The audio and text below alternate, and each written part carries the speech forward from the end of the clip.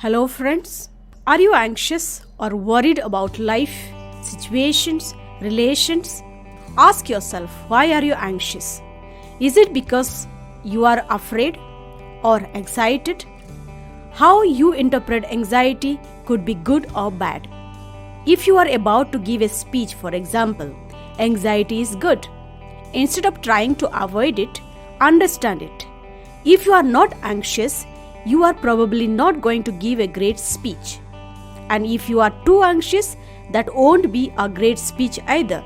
Yes, dear friends, here we are to understand how our anxiety can be very useful for us. We are to see 3 points about anxiety. Yes, while some cases of anxiety are serious enough to require medical treatment, every day anxiety is a fact of life and can actually be helpful. How you use it makes all the difference. As the world gets faster and more uncertain, it's easy to let anxiety overwhelm you. People get hijacked by their reptilian brain survival instinct and fear. Dear friends, the first hurdle to get over is viewing anxiety through a negative lens. We see anxiety as something to fear and avoid. That thinking is self-defeating and make it worse. In a sense, we need to see anxiety as a wake-up call, a message inside of our mind telling us to pay attention. We need to accept it as a natural part of human experience. Another problem is our faulty thinking around change. For centuries, it was viewed as dangerous or life-threatening. But remember, stability is an illusion and uncertainty is reality.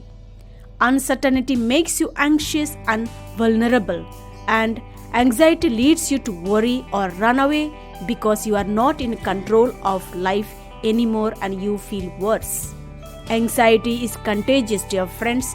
We communicate our level of anxiety to others because we are connected to each other. Dear friends, studies show that your blood pressure can go up when you deal with a person who is disrespectful, unfair, or overly anxious. People are hijacked more and more because of too much anxiety. Anxiety is energy, and you can strike the right balance if you know what to look for. Yes, there are 3 types of anxiety. Number 1, too much anxiety. Some people naturally have too much anxiety, and that's a problem. These are the people who need to be right, powerful, in control, and successful. They are mistrustful or suspicious around them. They are scared of inadequacy, failure, being insignificant, or being taken advantage of. You have too much anxiety if you tend to expect respect and admiration, are frustrated a lot, question the motives of others, and are overly impatient. So, what can you do this time? When you have too much anxiety, it's often because you are telling yourself a story. For example, if I don't do a good job, I'll get fired. My boss hates me, or I'm going to embarrass myself. It's often not the event that causes anxiety. It's the story we tell ourselves about it. When this happens, take a long walk or breathe deeply if you have too much of anxiety. Meditation is a force that helps you to live in the present moment. When you meditate, you get a better sense of how your body and mind are reacting. Deep breathing creates a direct connection between your breath and your reducing stress. You can get a sense of the source of the anxiety. Peel back the onion and find the cause. Number 2, too little anxiety. Too little anxiety isn't good either. You put your head in the sand in the face of change. You don't want to take risks. You value status quo and live in a bubble. You have too little anxiety if you are too idealistic and cautious, detaching from all the changes around you.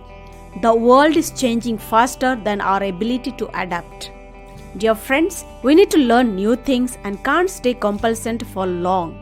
It's important to allow yourselves to stretch and feel just the right amount of anxiety. Listen to your body, It speaks to you. Whether it's stomach pain or heart palpitation or a stiff neck or back, these are ways the body tells you that you are anxious. Number 3. Good anxiety. Living with the right amount of anxiety provides just enough tension to drive you forward without causing you to resist, give up, or try to control what happens. It's a productive energy. The first step is getting comfortable being uncomfortable. A lot of people think the goal of life is to be happy, but it is not very practical. The goal is to live a full life, and sometimes you will have good days and sometimes bad days. Develop the skill of being uncomfortable. Knowing you can and will get through it is important. All change happens in the gap between our current reality and desired future. We have a problem we want to solve or have a goal we want to accomplish. In the gap sits our motivation, our encouragement, and our anxiety. Anxiety is the energy that moves us across the gap. We need to have enough energy to change. You can't change or transform yourself unless you allow yourself to feel uncertainty and vulnerability. I hope you got some point to ponder and take it for your life. We sincerely thank you for your support. Thank you very much.